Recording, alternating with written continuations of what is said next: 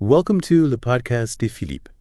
So today we're going to do like a deep dive into online dating. Okay. And specifically an app that I think you're going to find pretty interesting. Right. Called Hinge.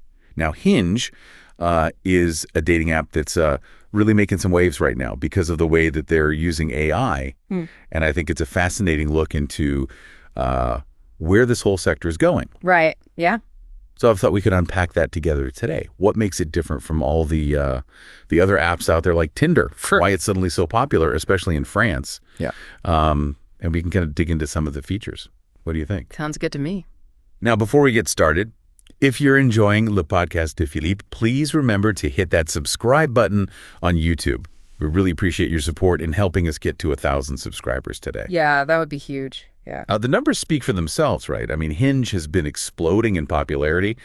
It's the fastest growing dating app across all their markets, which is even more impressive when you consider that the overall market for dating apps is pretty much stagnating in a lot of places. And in France, they've become the second most downloaded dating app Really? in just 2 years. Wow. Since they launched. That's pretty impressive. Yeah, and they generated $400 million in revenue last year in 2023. Wow. So, I mean, they're clearly onto something, right? Yeah. So what do you think it is about Hinge that is attracting so many users? What's going on there? Well, I think it starts with their slogan, right? Yeah. Designed to be deleted. It's bold. It's an interesting slogan for a dating app. Right. I mean, most dating apps are trying to keep you on the app as long as possible. Yeah, exactly. Yeah. But Hinge is saying we want you to find what you're looking for and get off our platform. Right. And I think that resonates with a lot of users who are tired of, Yeah. the kind of endless swiping and superficial interactions that you find on other apps. Yeah, I mean, it definitely speaks to this desire for something more meaningful that a lot of people are looking for in the dating world these days. But how does Hinge translate this philosophy, this idea of being designed to be deleted into its features? Well, one of the key ways is through their profiles. Okay. Right. So unlike other apps where you might have just a couple of photos and a really brief bio, Hinge requires users to upload at least 6 photos. 6? Wow. Yeah, and answer a series of prompts Okay. that are designed to showcase their personality. Oh, interesting. So you get a much richer picture of who someone is beyond just a quick glance. So it's less about like, kind of the first impression. Exactly. Yeah. And more about getting a deeper sense of who this person really is. Exactly. It's about quality over quantity. Right. And this focus on intentionality extends to how users interact on the app as well. Okay, how so? So instead of just swiping left or right like you do on Tinder, Hinge users have to actually engage with specific elements of someone's profile. So you might like a particular photo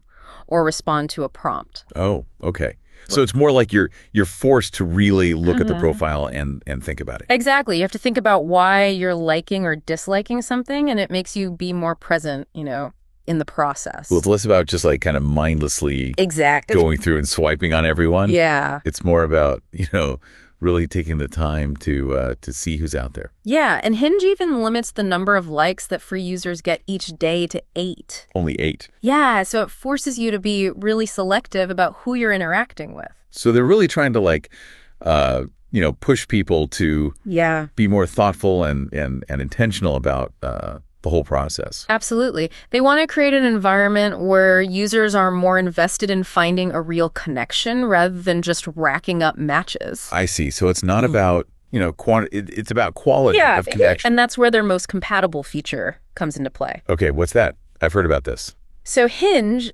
uses an algorithm that takes into account your preferences, your personality, your activity on the app, all sorts of things to suggest matches that they believe will have a genuine connection. So it's like having a digital matchmaker in your pocket. Exactly. And it goes beyond just proximity or those superficial criteria that a lot of other apps rely on. So it's not just about, who's close by. Right. It's really about, trying to find people who who are actually compatible with you. It's pretty interesting. Yeah, and what's even more interesting is that this algorithm learns from your interactions and your feedback. So over time, it gets better at understanding what you're looking for. So the more you use it, the better it gets at finding matches for you. Exactly. So it's like a constantly evolving matchmaker. Right. That's pretty cool. And they're taking this even further with some new AI-powered features. Oh, really? Yeah, starting in March of next year. Okay. Hinge is rolling out a virtual assistant that uses AI to actually gather information about you, craft personalized bios, and even select and arrange the photos on your profile. So they're basically like outsourcing their profile creation. Yeah, you could say that. To AI. That's a pretty big change. Right. It's definitely a bold move, and it'll be interesting to see how users respond to having this level of AI involvement in their dating lives. Yeah. I mean, it's interesting to think about, how much control people are willing to give up in the pursuit of finding a match. Yeah. And I'm sure there are going to be some people who are really excited about this, and some people who are a little bit creeped out by it. Absolutely. But it's definitely a sign of where things are headed. It is. It is. And the AI doesn't stop there. Oh, really? Yeah. So they're actually going to use AI to generate high quality images based on your existing photos. So you're basically saying that I could give them 5 pictures of myself, and they can create a whole. Well, yeah. Essentially, they're gonna use those photos to create different versions of you for your profile. That's pretty wild. I mean, it sounds like Hinge is really betting big on this idea that AI can help users optimize their profiles and increase their chances of finding a match. Yeah, and it makes sense, right? I mean, we're already seeing AI being used in so many different aspects of our lives. So why not dating? Yeah, I mean, it's only a matter of time. But I do wonder, like you were saying, how people are going to respond to this. It seems like it could be a little bit intrusive for some people. I think so, yeah. I mean, there's definitely a question of, how much control are you willing to give up in the name of finding love? Yeah, it's a fascinating question. Right. And it'll be interesting to see how it plays out. But AI isn't just being used to craft profiles on Hinge, right? Yeah, right. Yeah.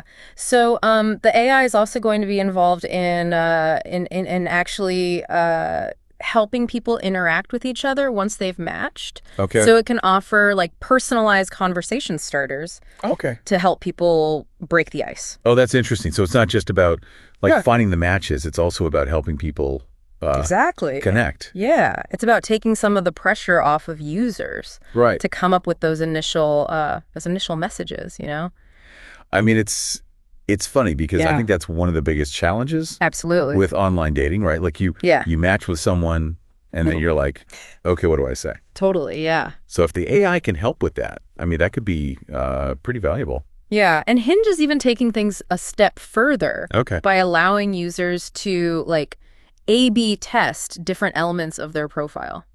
What do you mean by A/B test? So basically, you can try out different photos or different prompts and see which ones are performing best. Oh, interesting. So you can actually see which photos are getting you more likes. Exactly. Or which prompts are getting you more responses. Yep. So you can kind of optimize your profile based on, real data. Wow. So it's they're really trying to gamify the whole dating experience. In a way.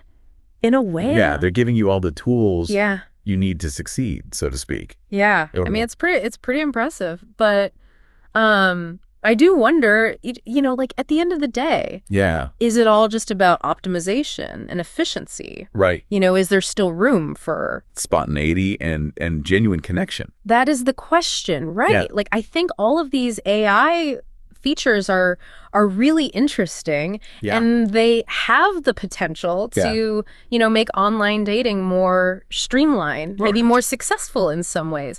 Yeah. But I think we have to remember that human connection is messy, right? Yeah. It's not always predictable. Right. And it's not always quantifiable. There's not an algorithm. Exactly, right? Yeah. And so I think, it's important to not lose sight of that human element.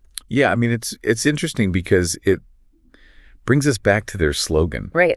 Designed to be deleted. Yeah. Which, I mean, it's a pretty radical concept. It is, yeah. For a dating app. Yeah, for a dating app to basically be like, we want you to find love. Yeah. And leave our platform. And leave. Yeah. Yeah. It's almost like antithetical to the whole business model of most dating apps. Exactly. Yeah. So I'm curious, is there any evidence that it's actually working? Well, that's the $1 million question, right? Yeah. Hinge doesn't publicly share data on its success rates. Right. But, anecdotally, I've heard from a lot of people who have had really positive experiences on Hinge, who have found meaningful connections.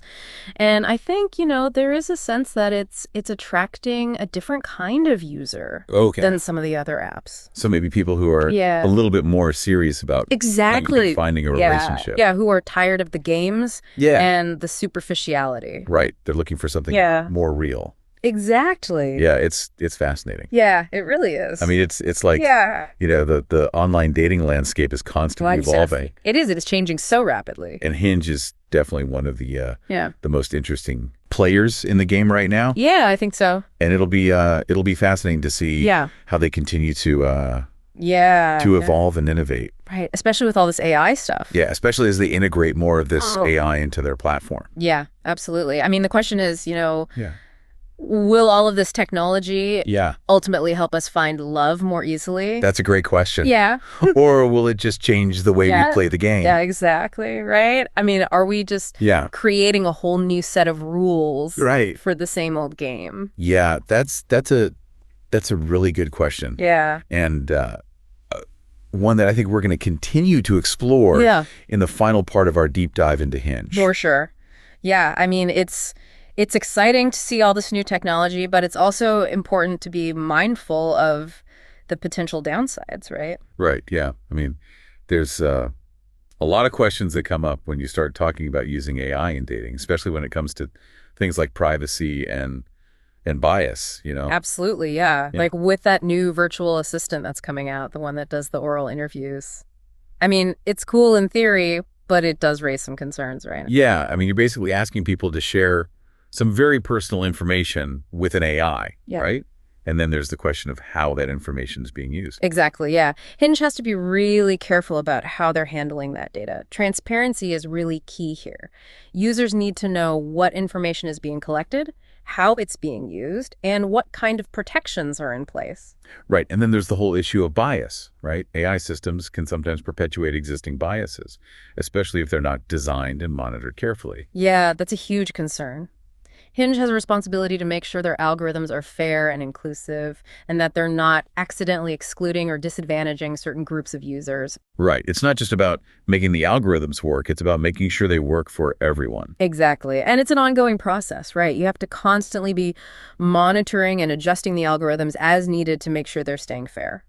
And then there's the question of, how AI might impact user behavior, right? Like, if you're relying too heavily on AI-generated content or conversation starters, could that lead to a less authentic dating experience? Yeah, that's a really interesting question. I mean, AI can be a great tool to get things started, but you don't want it to take over completely, right? There still needs to be room for genuine human interaction. Right. You want people to be able to connect with each other on a personal level. You don't want it to feel like they're just talking to bots. Exactly. I think Hinge needs to strike a balance, Right. Provide guidance and support, but also allow space for spontaneity and real connection. It's like you want the AI to be a helpful wingman, not a puppet master. Exactly, yeah. I think that's a great analogy. So, I mean, it sounds like there's a lot of potential here, but there are also some real challenges that need to be addressed. Yeah, I think that's fair to say. It's going to be really interesting to see how Hinge navigates this new landscape. It is. And I think, as with any new technology, it's important to approach it with both excitement and a healthy dose of skepticism, right? Absolutely, yeah. We need to be asking the tough questions and making sure that AI is being used responsibly. Right. At the end of the day, we want AI to be a tool that helps us find love, not something that gets in the way of it. Yeah, well said. I think that's a great point to end on. Well, this has been a fascinating conversation. I really appreciate you taking the time to break all this down with us. Of course, it's been my pleasure. And to our listeners, thank you so much for joining us for this deep dive into Hinge and the evolving world of online dating. If you're enjoying the Podcast de Philippe, please remember to subscribe to our channel on YouTube. We're trying to reach 1,000 subscribers today, and your support would mean the world to us. Until next time, stay curious.